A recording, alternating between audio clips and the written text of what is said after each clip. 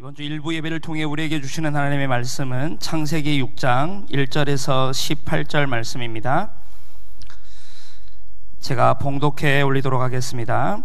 사람이 땅 위에 번성하기 시작할 때에 그들에게서 딸들이 나니 하나님의 아들들이 사람의 딸들의 아름다움을 보고 자기들이 좋아하는 모든 여자를 아내로 삼는지라. 여호와께서 이르시되 나의 영이 영원히 사람과 함께 하지 아니하리니 이는 그들이 육신이 됨이라. 그러나 그들의 날은 120년이 되리라 하시니라. 당시에 땅에는 네피림이 있었고 그 후에도 하나님의 아들들이 사람의 딸들에게로 들어와 자식을 낳았으니 그들은 용사라 고대에 명성이 있는 사람들이었더라. 여호와께서 사람의 죄악이 세상에 가득함과 그의 마음으로 생각하는 모든 계획이 항상 악할 뿐임을 보시고 땅 위에 사람 지으셨음을 한탄하사 마음에 근심하시고 이르시되 내가 창조한 사람을 내가 지면에서 쓸어버리되 사람으로부터 가축과 기는 것과 공중의 새까지 그리하리니 이는 내가 그것들을 지었음을 한탄함이니라 하시니라. 그러나 노아는 여호와께 은혜를 입었더라. 이것이 노아의 족본이라. 노아는 의인이요 당대의 완전한 자라. 그는 하나님과 동행하였으며 세 아들들을 낳았으니 셈과 함과 야벳이라. 그때에 온 땅이 하나님 앞에 부패하여 포악함이 땅에 가득한지라. 하나님이 보신즉 땅이 부패하였으니 이는 땅에서 모든 혈육 있는 자의 행위가 부패함이었더라. 하나님이 노아에게 이르시되 모든 혈육 있는 자의 포악함이 땅에 가득함으로 그 끝날이 내 앞에 이르렀으니 내가 그들을 땅과 함께 멸하리라. 너는 고페로 나무로 너를 위하여 방주를 만들되 그 안에 칸들을 막고 역청을 그 안팎에 칠하라. 내가 만들 방주는 이러하니 그 길이는 300규빗, 너비는 50규빗, 높이는 30규빗이라. 거기에 창을 내되 위에서부터 한 규빗에 내고 그 문은 옆으로 내고 상중하 3층으로 할지니라. 내가 홍수를 땅에 일으켜 무릇 생명의 기운이 있는 모든 육체를 천하에서 멸절하니니 땅에 있는 것들이 다 죽으리라. 그러나 너와는 내가 내 언약을 세우리니 너는 내 아들과 내 아내와 내 며느리들과 함께 그 방주로 들어가고. 아멘. 은혜 입은 한 사람이라는 말씀으로 목사님 말씀 증거해 주시겠습니다. 제가 22절까지 했어야 되는데 18절까지 해서 마저 제가 읽어드리겠습니다. 혈육 있는 모든 생물을 너는 각기 암수 한 쌍씩 방주로 이끌어들여 너와 함께 생명을 보존하게 하되 새가 그 종류대로 가축이 그 종류대로 땅에 기는 모든 것이 그 종류대로 각기 둘씩 내게 나오리니 그 생명을 보존하게 하라. 너는 먹을 모든 양식을 내게로 가져다가 저축하라. 이것이 너와 그들의 먹을 것이 되리냐. 노아가 그와 같이 하여 하나님이 자기에게 명하신 대로 다 준행하였더라. 아멘. 오늘 저희가 함께 나눌 일부 말씀은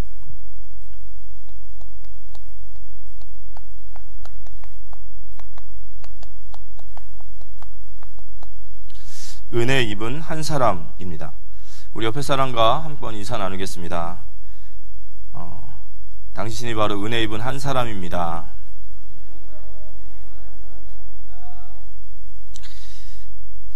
제가 무슨 은혜를 받았죠? 이런 생각 하시죠?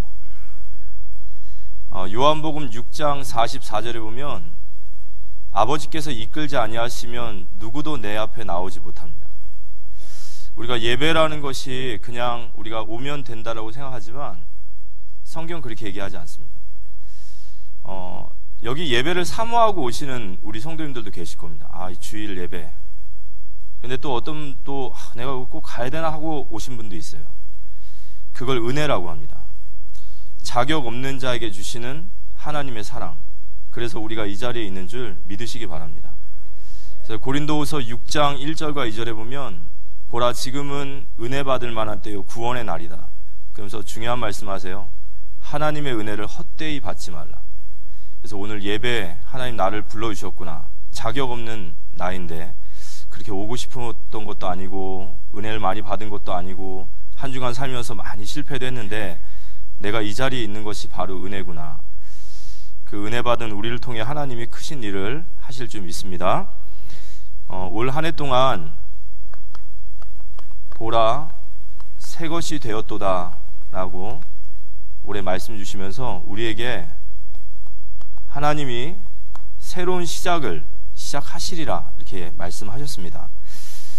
그래서 올 한 해 동안에 우리에게 이 모든 스케줄은 하나님 나를 새롭게 시작하시는 시간표구나. 여호수아 3장 1절 4절에 그 새로운 시작은 우리가 언약궤를 따라가면 된다 하셨습니다. 그래서 매주 주신 강단의 말씀을 잘 묵상하시면서 그 말씀 속에 나의 삶에 적용할 부분들을 찾고 나아가신다면 반드시 하나님 우리에게 새로운 시작의 문을 여실 줄 믿으시기 바랍니다. 오늘 은혜라는 말씀을 가지고 저희들이 좀 나눌 텐데요.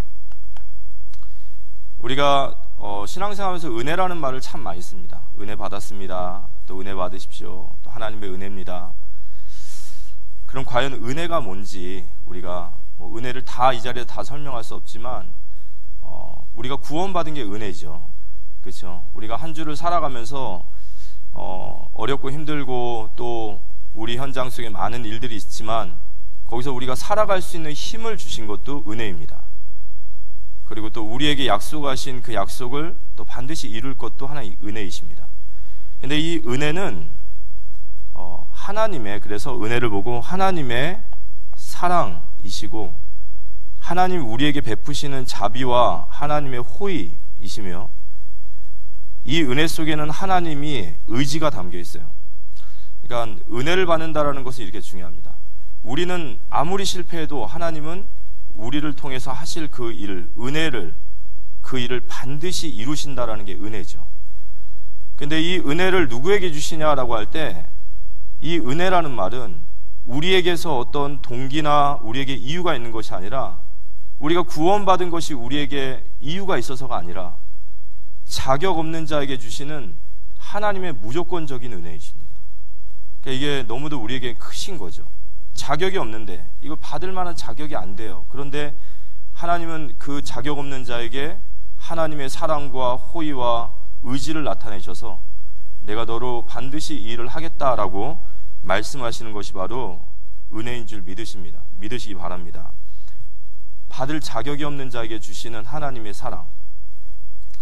그런데 이 은혜는 아무 때나 내려지는 게 아니고요, 어디서나 내려지는 게 아닙니다. 은혜는 반드시 내려지는 은혜에 내려지는 방편이 있어요. 그걸 뭐라고 하냐면 첫 번째는 은혜는 하나님의 말씀 가운데 내려 있어요. 하나님 말씀 듣다가 은혜를 받습니다. 하나님의 은혜가 임하는 거예요. 하나님은 기도를 통해서 하나의 은혜를 주십니다.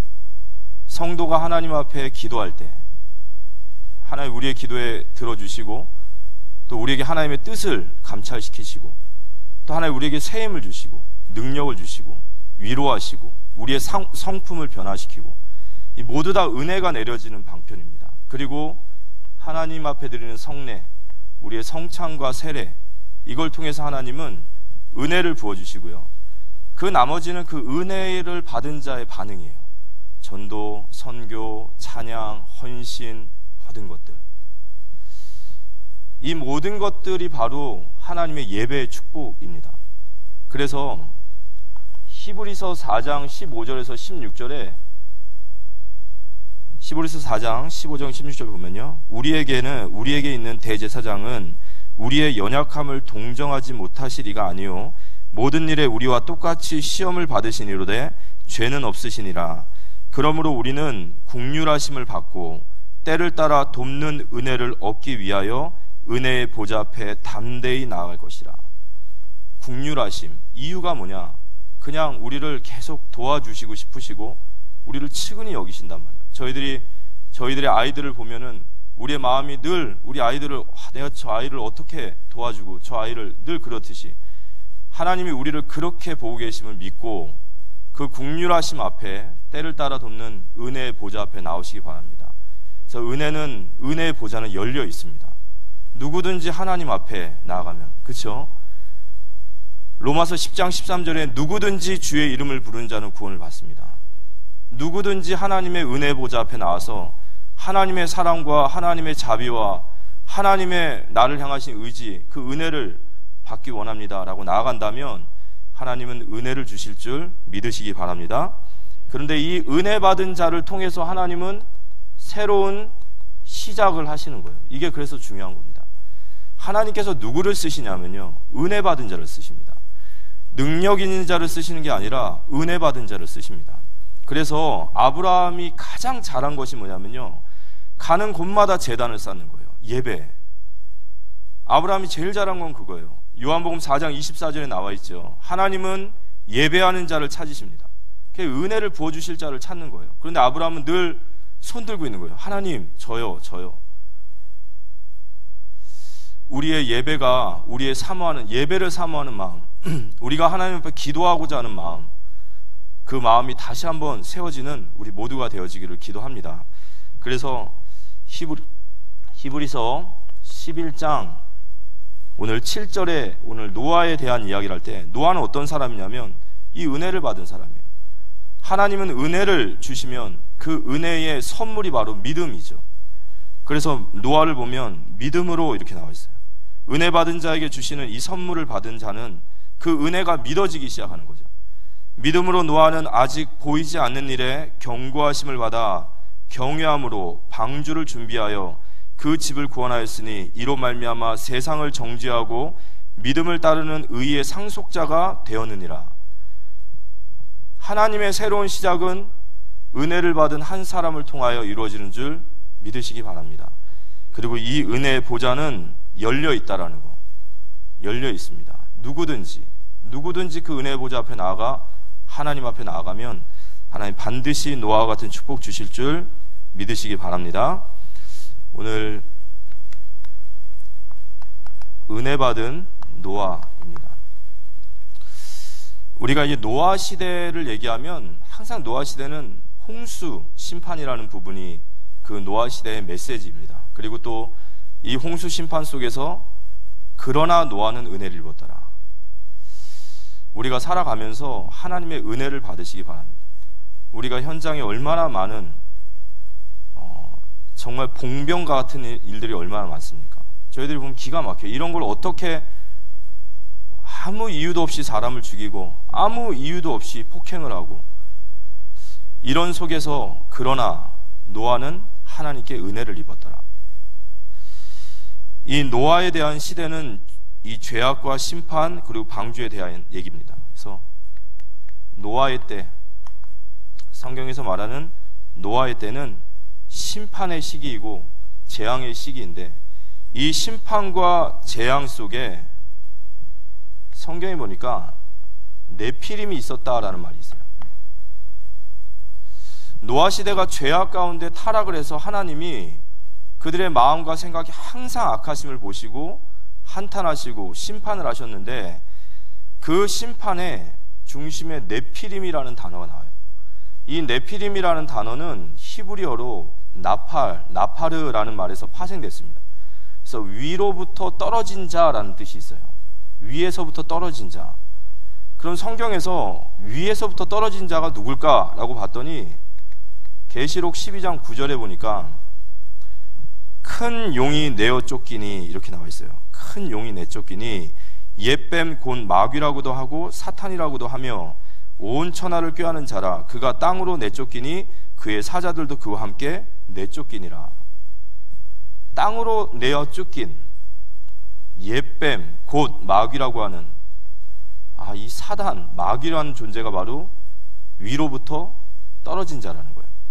이사야서 14장 13절에서 17절까지 말씀을 보면, 너 아침의 아들 계명성이여. 이 아들이라는 말은 천사를 말할 때 쓰이는 말입니다. 어찌 그리 하늘에서 떨어졌으며 너 열국을 엎은 자여 어찌 그리 땅에 찍혔는고. 내가 내 마음에 이르기를 내가 하늘에 올라 하나님의 뭇별 위에 내 자리를 높이리라. 내가 북극 지폐의 산 위에 앉으리라. 가장 높은 구름에 올라가 지극히 높은 이와 같아지리라 하는도다. 그러나 이제 내가 스올 곧 구덩이 맨 밑으로 떨어짐을 당하리로다. 천사 중 하나가 그 마음의 교만함으로 하나님 앞에 대적을 했어요. 내가 하나님과 같아지리라. 그래서 그가 땅으로부터 떨어졌다라고 말하는 바로 위로부터 떨어진 자를 얘기합니다. 에스겔서 28장 14절에서 17절의 말씀을 보면 너는 기름 부음을 받고 지키는 그룹이요. 이 그룹이라는 말도 천사의 또 다른 호칭입니다. 내가 너를 세우매 내가 하나님의 성산에 있어서 불타는 돌들 사이에 왕래하였도다. 내가 지음을 받던 날로부터 내 모든 길이 완전하더니 마침내 내게서 불의가 드러났도다. 내 무역이 많음으로 내 가운데서 강포가 가득하여 내가 범죄하였도다. 너 지키는 그룹아, 그러므로 내가 너를 더럽게 여겨 하나님의 산에 쫓아냈고 불타는 돌들 사이에서 멸하였도다. 내가 아름다움으로 마음이 교만하였으며 내가 영화로움으로 내 지혜를 더럽혔으며 내가 너를 땅에 던져 왕들 앞에 두어 그들의 구경거리가 되게 하였도다. 그래서 성경 전체로 봤을 때 이 네피림이라는 말은 위로부터 떨어진 자, 곧 사탄을 얘기합니다. 노아의 시대 때의 사람들을 심판으로 이끌어간 것이 바로 이 영적인 존재죠. 그런데 이 사단을 성경은 또 뭐라고 말하냐면요, 공중 권세를 잡은 자라고 얘기해요. 공중 권세를 잡은 자, 세상 풍조를 잡았다라고 말해요. 에베소서 2장 2절. 이 사단은 세상 풍조, 세상의 문화를 딱 잡습니다. 그래서 이 문화를 잡아서 모든 사람을 네피림 문화 가운데 집어넣는 거죠. 에베소 2장 2절에 그때에 너희는 그 가운데서 행하여 이 세상 풍조를 따르고 공중의 권세 잡은 자를 따랐으니, 지금 모든 사람이 공중 권세 잡은 자를 따르고 있는 거예요. 세상 풍조를 잡고 있는 이 사탄.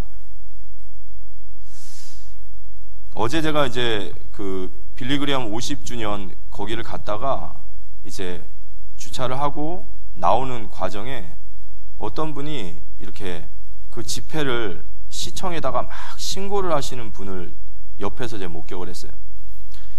그분의 이야기는 그거예요. 도로에 지금 이게 어떤 종교단체가 나왔는데 차를 꽉 막아가지고 나 같은 자전거 타고 다니는 사람은 도저히 못 살겠다, 이거 해체시켜라 막 그러면서 열이 막 화짝 나가지고 막 전화기에다 소리를 내요. 근데 그거는 제가 봤을 때 도로가 불편한 게 아니라 예수님이 싫으신 거예요. 교회가 싫은 겁니다. 이 땅의 사람들이 정말로 복음, 예수님, 교회에 대해서 그런 것들은 이 공중 권세를 잡은 자를 따르는 거죠. 세상 풍조를 잡고 있다. 문화를 딱 붙잡고 있어요. 사람들의 생각과 마음과 가치관과 그들의 인생 모든 존재를 다 잡고 있습니다. 그런데 이 공중 권세 잡은 자, 이 사단, 이 네피림 문화의 가장 핵심이 뭐냐면 그게 바로 나 중심이에요. 자기 중심적인 생각, 이 자기 중심적 생각이 이 바로 네피림 문화의 가장 핵심이고, 이 속에 있는 사람은 모두 다 하나님, 이 사단의 공중 권세에 다 잡힐 수밖에 없습니다.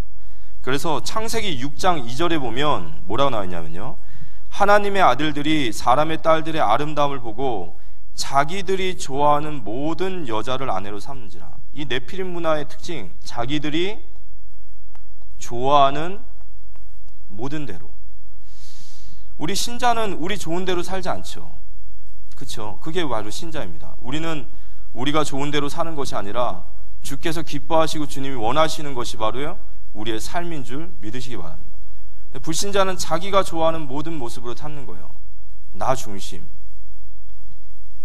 이게 모든 죄악의 근본입니다. 여기서 모든 탐욕과 모든 정욕과 욕심이 다 나오죠.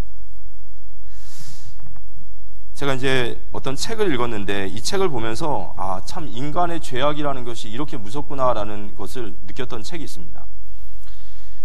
전 세계 인류의 절반이 굶어 죽고 있다라는 그런 내용의 책입니다. 근데 이 책에 보면 지구는 120억 명이 먹을 수 있는 식량을 매해마다 배출한대요. 120억 명이. 그냥 120억. 근데 우리 지구 인구가 한 70억이지 않습니까? 그럼 뭐 먹고도 더 남아야 되죠. 근데 이상한 것은 그 70억 인구 중에 35억이 굶어 죽는단 말이에요. 도대체 이해가 안 가죠. 120억의 지구가 먹을 수 있는 식량이 있는데 70억 인구 중에 35억이 굶어 죽고 1분에 약 5만 명가량 되는 아이들이 기아와 아사로 죽어가고 있고, 그게 왜 그러냐 봤더니 이 책을 쓴 저자는 이렇게 얘기하는 거예요. 이 가난이란 구조 속엔 두 가지가 있다는 겁니다. 이 경제적인 가난이 있고 구조적 가난이 있다는 거예요. 경제적 가난이라는 것은 재해나 어떤 자연적인 상황에 의해서 가난해지는 것을 말하지만, 구조적 가난은 인간의 탐욕과 죄악이라는 거예요. 왜 전 세계의 식량이 이 정도밖에 안 되냐면요, 이 식량을 가지고 장사를 하는 전 세계 10개 기업이 있대요. 이 기업이 식량의 가격이 높아지면 안 되기 때문에 식량의 절반 이상을 매해마다 태워서 없앤다는 거예요. 구조적 악이죠. 인간의 죄악입니다. 전 세계에 일어나고 있는 재앙, 전쟁, 마약, 폭력, 음란, 모든 것이 이게 천재가 아니에요. 이게 뭔가 어쩔 수 없는 것이 아니라 이게 인간의 바로 죄악입니다. 인간의 죄악이 이 땅의 마약이 뭐죠?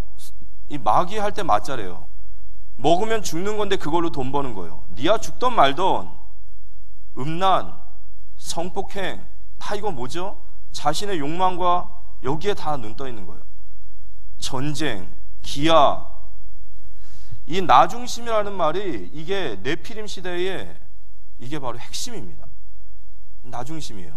여기에 다 잡혀 있는 거예요. 근데 문제는 이 시대를 보면서 하나님께서 한탄하시는 거예요. 왜 한탄하시냐면, 이런 나 중심 속에서, 이 속에 있으면 어떻겠습니까? 이 세상은요, 약한 자들, 없는 자들은요, 지옥과 같이 되는 거예요. 이게 죄악의 결과입니다. 하나님이 만드신 하나님의 형상이 이 속에서 다 파괴되는 거예요. 그런데 이 속에서 이 공중권세, 이 죄악과 재앙을 막아야 될 교회가 서 있어야 되는데, 오늘 우리가 성경을 보면 하나님의 아들들이 사람의 딸들의 아름다움을 보고 자기들의 좋아하는 모양으로 그대로 가는 거예요. 교회와 성도마저도 이게 가치라고 생각하는 거예요. 뭐든지 다 얻어내고 밟고 올라가고 내 것으로 가지려는. 그러니까 하나님이 보실 때 이 시대를 한탄하시는 거예요. 그래서 저는 성경을 보면서 느끼는 게, 하나님이 심판하실 때 기준은 불신자의 죄악은 아니라고 생각합니다. 왜냐? 불신자는 한 번도 이 죄악 가운데 자유로운 적이 없었어요. 하나님이 진노하시고 안타까워하시지만, 하나님이 세상을 심판하시는 기준은 그 시대에 언약을 전달할 하나님의 아들들이 있느냐, 이겁니다. 만약에 아무리 세상이 어두워도 교회가 그 빛을 잃지 않고 있고 교회가 교회다운 모습으로 있다면, 하나님 그 시대를 하나님 소망이 있다 보시는 겁니다. 하지만 그 교회가 없을 때는 하나님 그 시대를 소망 없다 보시는 줄 믿으시기 바랍니다. 그래서 우리 한 사람이, 우리 교회가, 이 땅의 교회가 얼마나 중요하다는 것을 우리는 알아야 됩니다.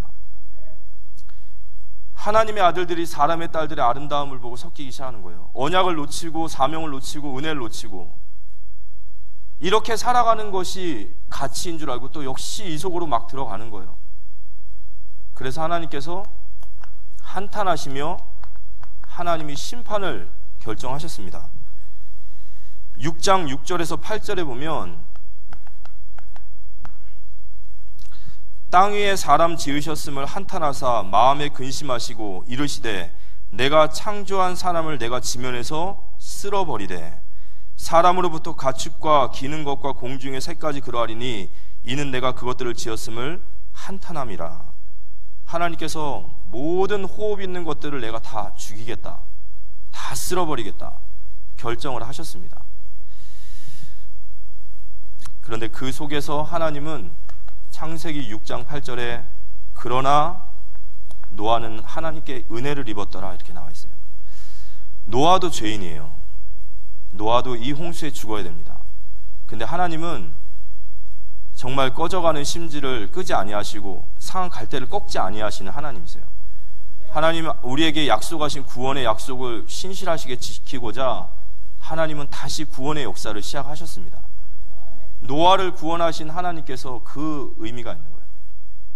하나님이 심판하시되 그 불을 완전히 끄지 아니하시고 하나님의 신실하심이 이 속에 나타난 줄 믿으시기 바랍니다. 그 은혜 받은 노아에게 하나님께서, 하나님이 이르시되, 은혜 받은 자에게 주시는 가장 큰 축복이 뭐냐? 말씀이 임하기 시작하는 거예요. 하나님이 노아에게 이르시되, 노아에게 이르시되 그랬어요. 6장 13절의 말씀이 임합니다. 하나님이 노아에게 이르시되 모든 혈육 있는 자의 포악함이 땅에 가득함으로 그 끝날이 내 앞에 이르렀느니 내가 그들과 함께 땅과 함께 멸하리라. 그러면서 14절에 너는 너를 위하여 내 가족을 위하여 방주를 지라 이렇게 나와 있습니다. 은혜 받은 자에게 주시는 하나님의 최고의 축복은 하나님 말씀이 들려지기 시작하는 거예요. 우리가 이 말씀이 임한다라는 것은 굉장히 중요합니다. 내게 말씀이 임하고 있다. 하나님의 말씀이 임한다. 우리가 사무엘상 3장에 보면 우리가 사무엘과 엘리 제사장에 대한 이야기가 나와요. 사무엘이 이제 한나가 사무엘을 성전에 드립니다. 약속대로. 그리고 이제 언약궤 옆에서 사무엘은 잘하고 있어요. 근데 그 시대에 사무엘상 3장 1절 2절을 보니까 아이 사무엘이 엘리 앞에서 여호와를 섬길 때에는 여호와의 말씀이 희귀하여 이상이 흔히 보이지 않더라. 말씀이 끊겨있던 시대였어요. 엘리의 눈이 점점 어두워가서 잘 보이지 않는 그때에 그가 자기 처소에 눕고, 여기는 이 육신적인 눈이 아니라 영적인 눈이 어두워진 거예요. 엘리 제사장과 그 자녀들이 얼마나 타락한 거 아시죠? 그러니까 하나님 말씀이 끊긴 시대입니다. 근데 이 말씀이 끊긴 시대에 하나님께서 사무엘을 부르세요. 사무엘아, 사무엘아 이렇게 부르세요. 그러니까 사무엘이 그 음성을 들었는데 하나님의 말씀을 들어본 적이 없는 상태다 보니까 엘리에게 뛰어가서 말합니다. 저를 부르셨습니까? 엘리가 아니 나도 부르지 않았다. 너 침소로 가라. 또 누워있으니까요 또 부르는 거예요. 사무엘아, 사무엘아. 또 갔습니다. 절 부르셨습니까? 아니 나도 부르지 않았다. 다시 돌아가라. 또 부르시는 거예요. 사무엘아, 사무엘아. 그 엘리에게 찾아갔더니 엘리가 지난날에 오랫동안 섬겼던 그 경험상 하나님이 이 아이를 부르시는구나. 그러면 하나님이 너를 부르실 때에 이렇게 얘기해라. 여호와의 주의 종이 듣겠사오니 말씀하옵소서. 주님 내게 말씀하옵소서. 이렇게 말하라 이렇게 얘기합니다. 그래서 사무엘에게 하나님의 음성이 들릴 때에 사무엘이 주의 종이 말씀을 듣겠나이다. 내게 말씀하옵소서 라고 말합니다. 그때 하나님께서 사무엘에게 모든 하나님의 이상을 보여주시기 시작하세요. 심지어는 엘리가 어떻게 죽을 것까지도 대제사장인 엘리가 아니라 사무엘에게 통해서 주시는 거죠. 그 말은 무슨 말일까요? 누구에게 말씀이 들려지느냐에 따라서 그 시대의 리더십이 가는 거예요. 하나님께 쓰임받는 사람은 어떤 사람이냐? 하나님의 쓰임받는 자는 하나님의 말씀이 임하게 되는 거예요. 오늘 우리가 은혜 가운데 그런 음성 듣는 귀한 시간 됐으면 좋겠습니다. 이 말씀이 하나님께 임한 노아에게 하나님께서 그에게 네가 방주를 지어라 이렇게 얘기하시는 거예요. 6장 13절에서 21절에 하나님의 말씀이 임합니다. 하나님이 노아에게 이르시되 모든 혈육 있는 자의 포악함이 땅에 가득함으로 그날에 그 끝날이 내 앞에 이르렀으니 내가 그들을 땅과 함께 멸하리라. 너는 고페르 나무로 너를 위하여 방주를 만들되 그 안에 칸들을 막고 역청을 그 안팎에 칠하라. 내가 만들 방주는 이러하니 그 길이는 300규빗, 너비는 50규빗, 높이는 30규빗이라. 거기에 창을 내되 위에서부터 한 규빗을 내고 그 문을 옆으로 내고 상중하 3층으로 할지니라.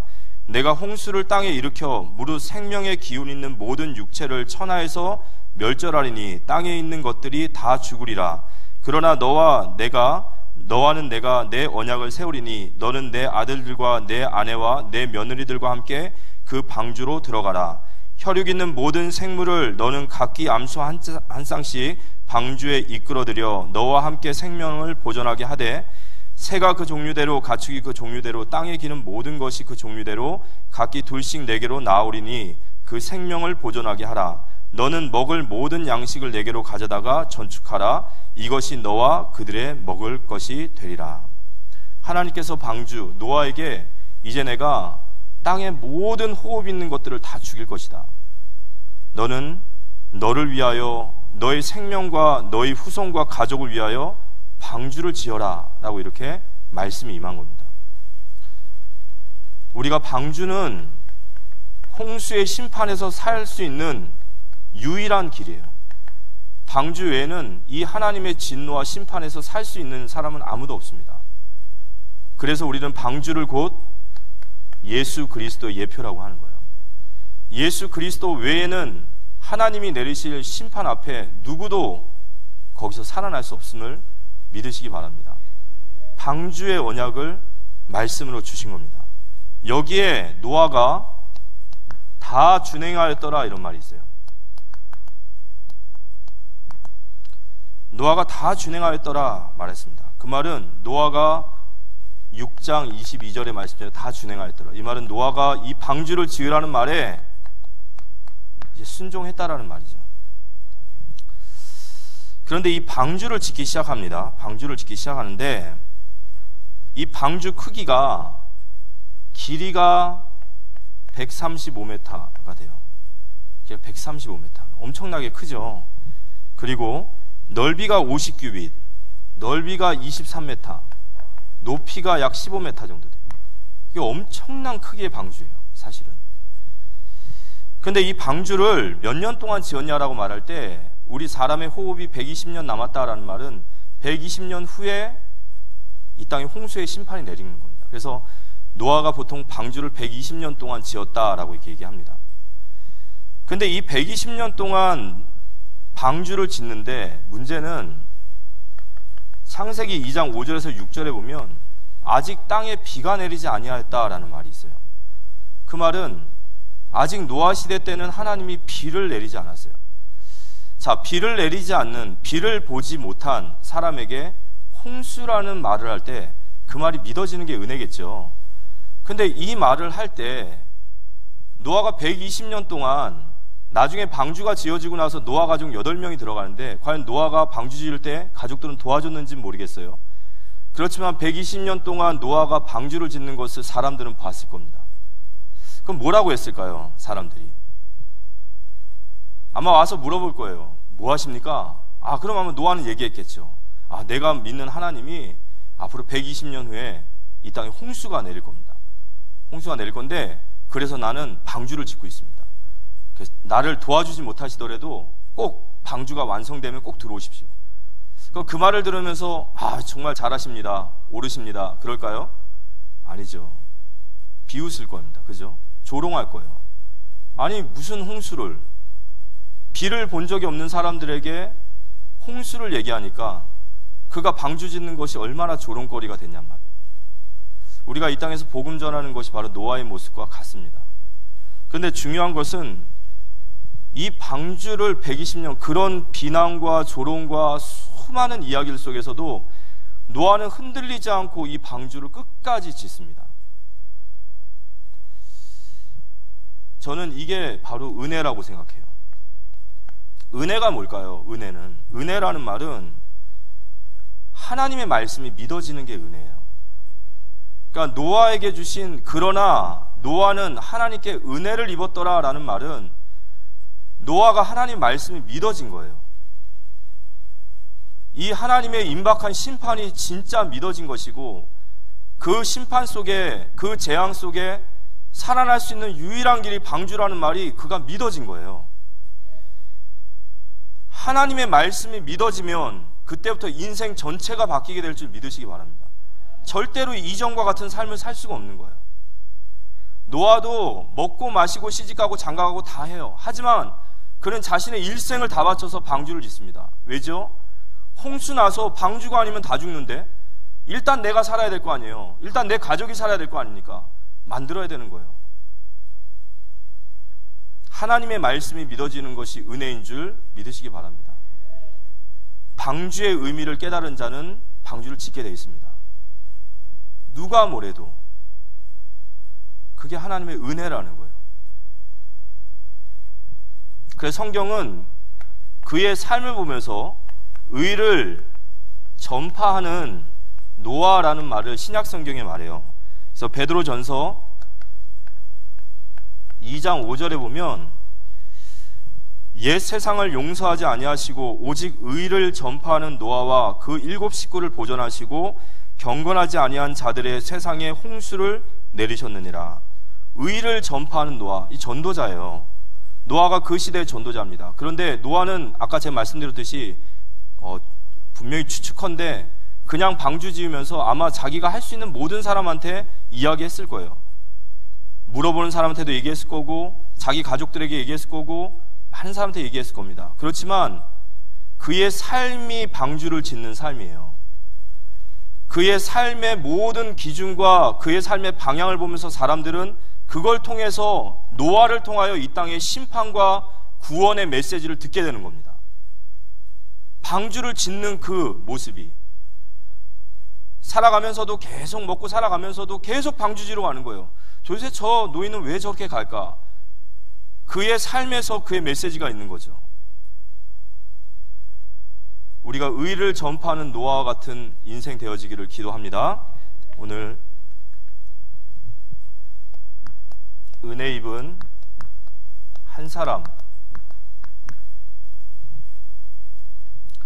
예수님께서 이 노아의 때를 얘기하면서 인자의 때를 얘기하세요.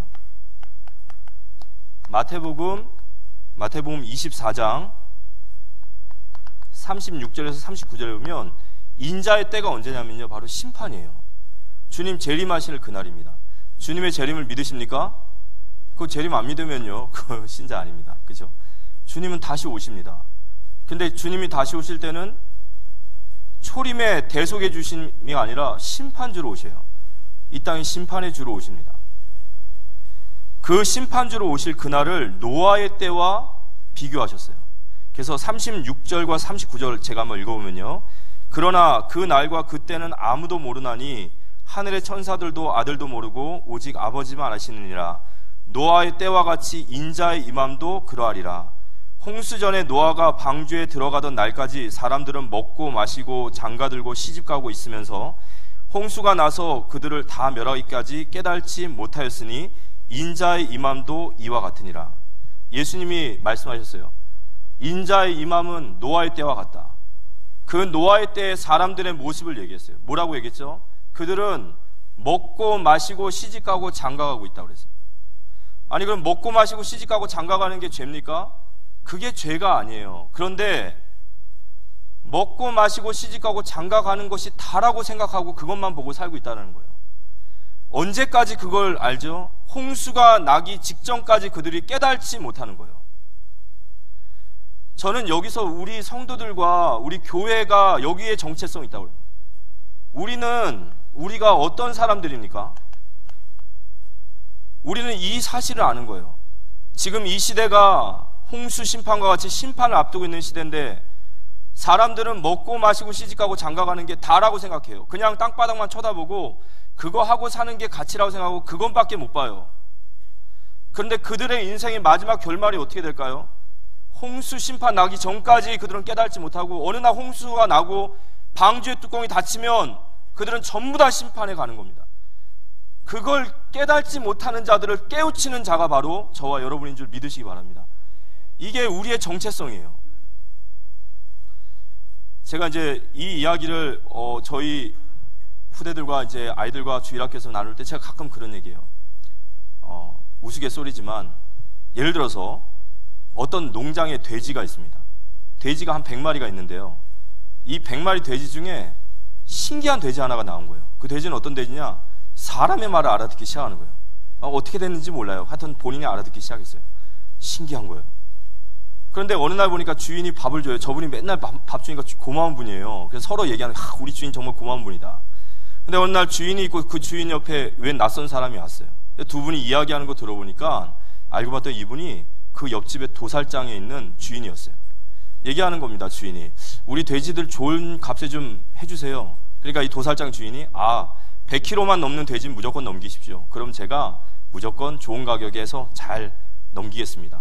그 얘기를 이 돼지가 알아들은 거예요. 깜짝 놀란 거죠. 100kg를 넘기면 도살장에 넘는다고? 그리고 주변을 돌아보니까요, 자기 엄마, 아빠, 형제들 돼지각시 먹고 있는 거예요.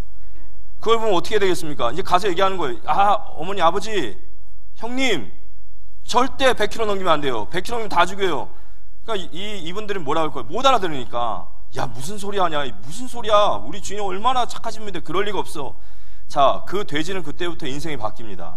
체중을 몇 킬로로 유지할까요? 99kg 위험해요. 그죠? 한 85kg에서 90kg. 우리가 하나님의 말씀을 듣는다라는 것은 그렇습니다. 우리가 어떤 사람들인지를 잘 아시기 바랍니다. 우리도 이 땅에서 먹고 마시고 시집가고 장가갑니다. 하지만 우리는 그게 다라고 생각하는 사람이 아니에요. 이 땅에 누구나 다 개인의 종말을 맞아요. 우리 눈에 보고 있는 옆에 사람, 하나님의 때가 정하면 누구도 말리지 못하고 다 심판합니다. 이 인류가 다 그래요. 요나에게 저 앞뒤 분별을 못하는 12만 영혼이 네 눈에 보이지 않느냐라고 말한 것이 하나님의 마음이시고 우리가 이 땅에 존재해야 될 존재 목적인 줄 믿으시기 바랍니다. 그래서 하나님께서 지금 인자의 때에 이 말을 알아들은 자들에게 방주를 지어라 하는 거예요. 그 방주를 짓는 것이 바로 뭐냐면요, 모든 족속으로 제자 삼아라 하는 거예요. 이게 바로 이 시대의 방주 운동입니다. 이 메시지가 들어가면요, 누가 알아주던 몰라주던, 비가 오던 눈이 오던 바람이 불던, 그게 이익이 되던 손해가 되던, 그거 중요한 게 아니에요. 핍박을 받고 욕을 먹어도 그거 중요한 게 아니에요. 왜냐? 이게 진짜로 믿어지면요, 이렇게 전하지 않을 수가 없는 거예요. 우리 사랑의 교회가 그런 교회이고 우리 담임 목사님이 그런 분인 줄 믿으시기 바랍니다. 그래서 그렇게 저희에게 365일 내내 복음과 전도를 얘기합니다. 자, 오늘 결론적으로 말씀드리면요, 노아는 이 일을 끝까지 하는 사람을 보고 뭐라고 하냐면요, 그걸 제자라고 하는 거예요. 그러니까 끝까지 하는 사람은 제자라고 합니다. 근데 이 노아는 노아가 아니라 사실은 은혜예요. 사실 노아를 얘기하고자 하는 것이 아니라 그게 바로 하나님이 주신 은혜입니다. 그러나 노아는 하나님께 은혜를 입었더라. 은혜의 보좌는 열려있는 줄 믿으시기 바랍니다. 제가 이 말씀을 계속 드리는 것은 은혜의 보좌는 열려있어요. 우리의 강팍함이, 우리의 불신앙이 그 보좌를 사모하지 않는 거예요. 마치 노아 시대 사람들과 같이. 그 은혜 받은 노아에게 하나님께서 미션을 주셨어요. 방주를 지어라. 삶의 이유를 주신 거예요. 우리의 전생이 방주를 짓는 일에 쓰임받기를 기도합니다. 우리의 전생이 드려져야 되는 문제예요. 노아는 하나님 말씀을 다 준행하였더라. 끝으로 제가 말씀 마치면서 노아가 이 방주를 도대체 어떻게 만들었을까요? 그거 어떻게 만들어요? 물론 하나님 다 설계해 주셨지만, 근데 성경은 재밌는 것은 노아가 방주를 다 준행하였더라라고 말하는데 과정이 안 나와요. 그런데 다 만드셨어요. 거기에 하나님의 섭리와 저는 계획이 있다고 믿습니다. 근데 이 이야기를 우리가 확인할 수 있는 것이 이 노아에게 방주 미션 말고 또 하나 주신 미션이 뭐냐면, 정한 짐승 2쌍과 부정한 짐승 7쌍을 방주로 암수 2쌍씩 다 드리라는 거예요. 제가 봤을 때는 이게 더 힘들어요. 그죠? 전 세계에 꼬물꼬물 기어다니는 저 벌레부터 날아다니는 새까지 도대체 그 어떻게 전 세계에 있는 모든 동물들과 식물들을, 그것도 암수를 구별하라는 거예요. 도대체 지렁이 암수를 어떻게 구별해야 되는지, 날아다니는 새는 어떻게 암수를 구별해야 되는지, 이건 불가능한 거예요. 이건 120년이 아니라 12,000년을 줘도 안 되는 거예요. 그런데 다 준행했다라는 말이에요. 그럼 어떻게 이걸 다 준행할 수 있죠? 오늘 마지막으로 이 구절만 보고 마치겠습니다. 창세기 7장 9절에 이 답이 있어요. 어떻게 모든 암수를 방주에 들어갈 수 있냐? 7장 9절 제가 읽어보겠습니다. 하나님이 노아에게 명하신 대로 암수 둘씩 노아에게 나와 방주로 들어갔으며. 기가 막힌 광경인 거죠. 전 세계 동물들이 암수 2쌍씩 2열 종대로 해가지고 방주로 척척척 들어가는 거예요. 우리가 하나님의 언약을 붙잡으면 그 은혜는 우리에게 모든 것을 할 수 있는 은혜와 하나님의 능력과 모든 것을 공급하실 줄 믿으시기 바랍니다. 그 은혜를 받은 노아, 하나님은 이 은혜 받은 한 사람을 하나님은 찾고 계시는 거예요. 내가 하나님 그 은혜 받은 한 사람 되게 하시고 우리 가정이, 우리 교회가 그 은혜 받는 한 사람이 될 수 있도록 기도하며 나아가는 우리 모든 성도님 되시기를 살아계신 예수님의 이름으로 기도합니다. 기도와 마치겠습니다. 하나님 감사합니다. 오늘 주일 예배를 통하여 하나님 노아에게 주신 하나님의 은혜가 우리에게 임하게 하시고 이 말씀이 믿어짐으로 우리의 인생이 주님 앞에 다시 조율되어지는 축복된 시간 될 수 있도록 은혜 내려 주시옵소서. 살아계신 예수 그리스도 이름으로 기도합니다.